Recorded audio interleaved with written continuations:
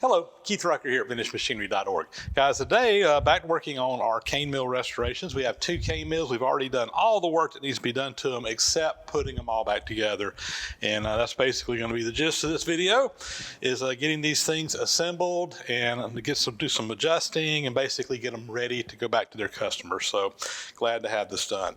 I will mention that I've got some sheets here that came from a catalog from 1923 from Golden's Foundry and Machine, which is the company that made this particular mill.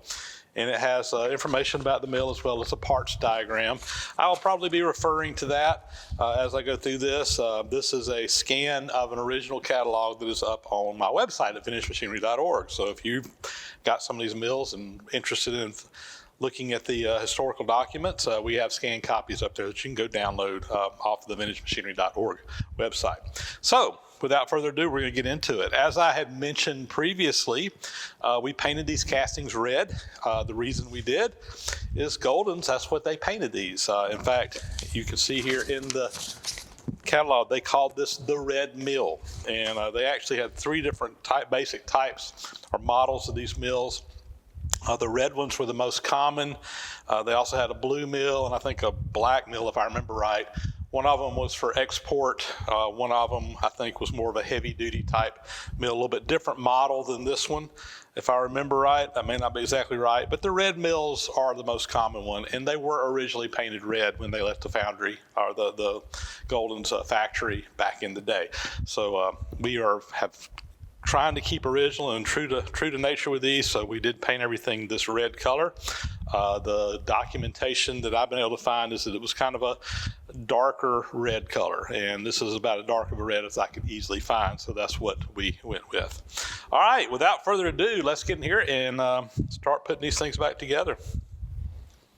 We're going to start by putting our large roller in place inside of here. So there is a socket in here that this bearing shell fits down into. This has got Babbitt bearings that we have previously poured to the shaft. We've also already come in here and cleaned up these shafts, got them all trued up and nice and smooth over on the lathe. We had to actually do some build-up on some of these. These parts are heavy, so I am using the crane here to help manipulate these and get them to where they need to be. We're just going to come bring this right over where it goes and just kind of drop her down here in place.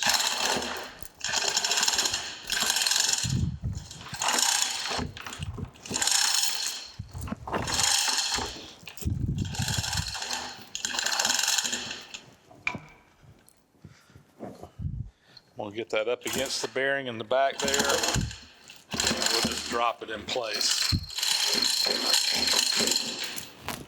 Go ahead and get these straps out of here now.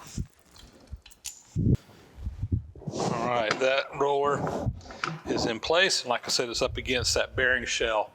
These only have half bearing shells because the pressure is all pushing out. You feed the cane in between the 3 rollers, it's pushing against the outside bearings. They're not bearings that go wrap completely around. All right, so next we need to get our small rollers in place. They're going to drop in over here on this side. Up next, we need to put the small rollers in, and the way this works is you have the 2 rollers here. The cane is going to feed in from this side, at least that's the way that the catalogs show them. The mill realistically could be assembled where you fed in from either side, but I'm going to put them together just like they're shown in the catalog, where they come in from this side. Now I got the 2 smaller rollers, and it's kind of probably difficult to see in the video, but one of these rollers is a little bit smaller diameter than the other. And the idea here is when you're feeding the cane in, you want to go through the smaller of these 2 rollers first. That will kind of pre-press it, and then the second, a little bit larger roller is going to press it a second time and get that last little bit of squeezings out of there. So because we're going to be feeding in from the front here, from the side that you're looking on here, we're going to put the smaller roller there, the larger roller in the back. So I'm going to start by taking the bearing cup here, for the larger roller. It drops right down in here. We've got some screws here that are used to adjust these in and out. This is where you can adjust how far those rollers are. There's also screws and adjustments on the top. Now, I didn't show it on the first one, but I am putting some oil on these. I actually pulled this off and put some in there. And I'm just using some vegetable oil. Why am I using vegetable oil here rather than machine oil? This is basically making a food grade product, so we're using a vegetable oil that is a food grade oil that can go in here. So I'm just going to put a little bit on this bearing journal down here. Let me just pour a little bit in there. Doesn't need a whole lot. And this way it'll have a little bit of lubrication in it from the very beginning. And we'll go from there. So that bearing has been lubed. I'm going to set that aside. This is the top bearing, which we're putting on a little bit. I'm going to set it over here because these are matched to that roller. And we'll drop this roller in the bottom bearing here, like such. And you'll notice that they kind of squeeze together here. All right. Now for the smaller front bearing, same thing again. We're going to go ahead and put a little lubrication on that.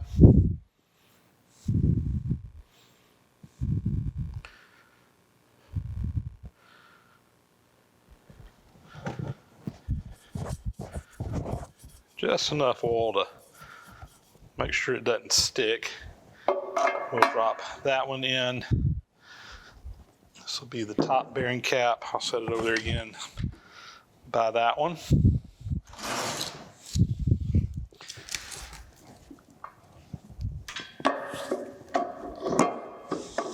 There we go. Coming together. So next we have some gears that are going to fit up on the top of these that will kind of drive these all together. The center, the large drum, will be rotating. That'll be there was originally a mule that was powering this. It was just walking around in a circle. Nowadays they will often use something else, a motor or something to power it, but slow RPM. But then that gear would drive a gear that went to these other two rollers as well. If you look on the gear, there's three little segments in here.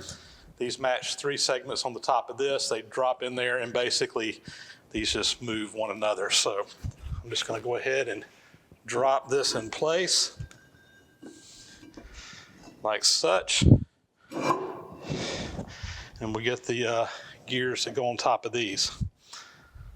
On the smaller gears, even though these are different size drums, the gears are the same. They have the same casting number in them, so it doesn't matter which one goes on there. Again, three segments in here, matching segments, so they kind of drop down on there. And let's see here. That's going to drop in place right like that. And same thing on this one. All right, so now those are all intermeshed. When you turn the rollers here, it's going to turn everything together. And of course, once we get the top bearings lined up, it'll work a lot better. All right, coming along very nicely. There are now some panels that's going to go around this that will support the top piece and kind of cover everything up. And we're going to go ahead and get those in place. The first one I'm going to put in is this one here. This is where you actually feed the cane in. It kind of directs it in between the rollers. And then going around it, we've got these little covers. Now all of these just have some little ears on them that catch into the bottom of the casting and the top of the casting once we get it put on. Sometimes these can be a little aggravating to keep standing up until we get it all put together and tightened down. Once we tighten it down, they kind of find where they belong. We'll go ahead and get those in place.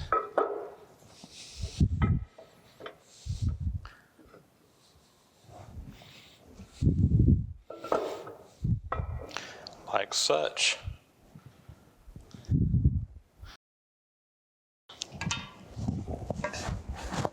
Next we have this top cover, and there's no good way to do this except manhandle it. It'd be nice if there was something to kind of grip the top of this with so I could use my crane, but there's just nothing there to really do it with. But we're gonna kind of position these in place and get everything lined up.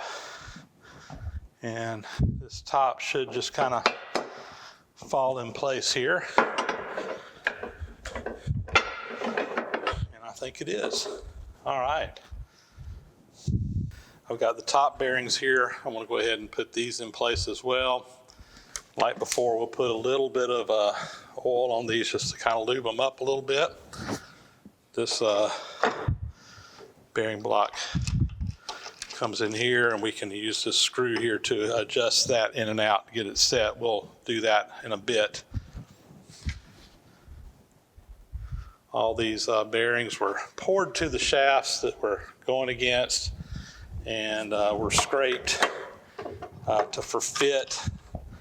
So everything goes together real nicely here.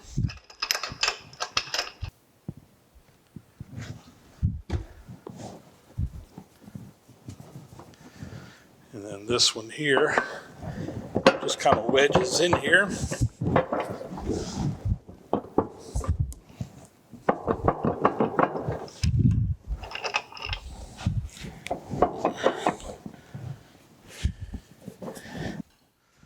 We'll give this some persuasion.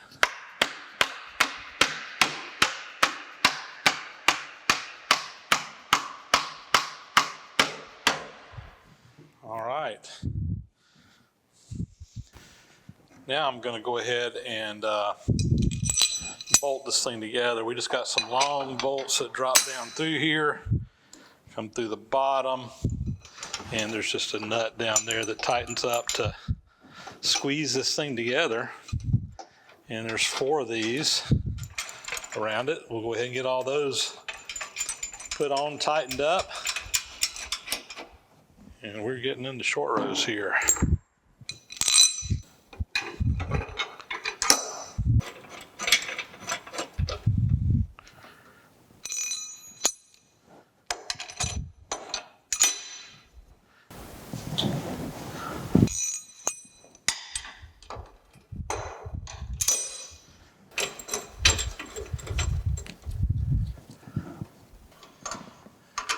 And tighten all these up.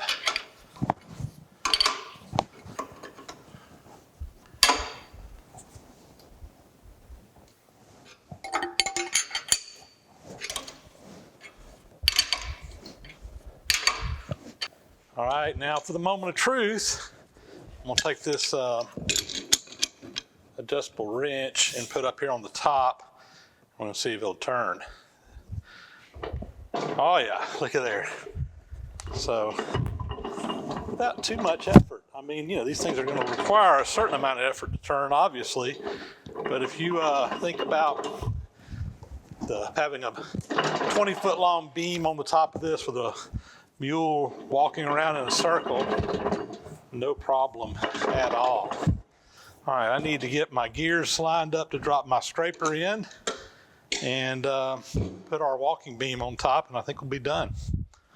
So back here in the back, there's a slot that is for this scraper to go in. This basically just scrapes on that big wheel that keeps it clean. And you have to position this where the gears will allow that to drop down through there. And it was positioned just right. So that drops down in there, and again, that just scrapes, keeps any residue from building up on that on the main wheel in there. So that is installed. And let's get our walking beam and caps on. I think we're done. All right, here's our walking beam. It just fits up on top of this, kind of on that tapered slot. And what you would do is you would mount a long pole off of this piece of wood, would bolt through there. That would capture it and squeeze it in place. And that's what you attach the mule to. And the mule would just walk around in circles and grind this cane. Very slow moving mill. I mean, you think how long it would take a mule to walk around a circle, probably 20 feet, you know, in diameter, 25 feet in diameter. You know, this mill is turning real slow. Something about like that. You know, just nice and slow and easy. Pulling that cane through those rollers, squeezing it, the juice comes out. There's a spout here on the bottom. They would collect the juice and then take it over to a big kettle and boil it down and turn that cane juice into cane syrup. And if you kept on boiling it down, eventually you get all the moisture out of it and it would turn into sugar. So there you go. One cane mill.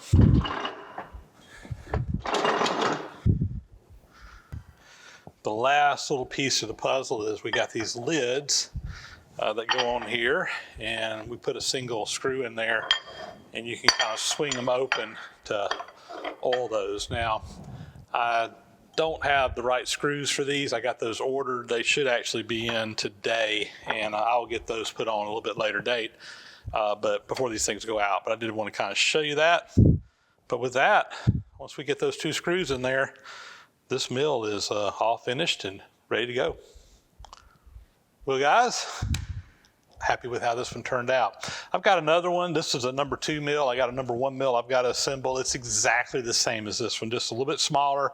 Not going to bother filming that. You guys have seen the process, so we're going to probably just, I'll do that one off camera and get it ready to go. I'll be calling my customer up, letting him know this thing is ready to pick up and should be good for many, many more years of use. Everything's been cleaned. We've freshened up all the journals, poured new Babbitt. Every bit of the hardware on this thing has been replaced. We got new screws, new bolts. A lot of the original stuff was just rotten in two, where it had just rusted so badly. And yeah, for all intent and purposes, this mill, there's no reason why it shouldn't last for at least as old as it is now, which is probably approaching 100 years old. And this particular one is going to a gentleman up near Statesboro, Georgia, that is in the syrup business. He actually makes a commercial product and sells it. I think it's a sideline business for him, but still. And he's planning on using it this year. The smaller number 1 mill is going to a gentleman that lives just not too far from me here. And they also, as a kind of a family tradition, they make syrup each year. They have a big gathering that their whole family comes in. I restored a mill for him last year, and he had another one he wanted me to do just to kind of keep as a spare. So that one will be ready to go if he ever needs it as well. So there you go. 2 more cane mills rescued and back in service. And with that, guys, that will be a wrap. As always, thanks so much for watching. Please subscribe to the channel if you haven't already. Thumbs up, comments, greatly appreciated. Hit that bell icon to get notification when new videos are posted. Big, huge thank you to all the supporters out there who support the site through Patreon, through PayPal, etc. Could not do everything we do here without your help. And with that, guys, we're going to sign off. As always, again, thanks for watching.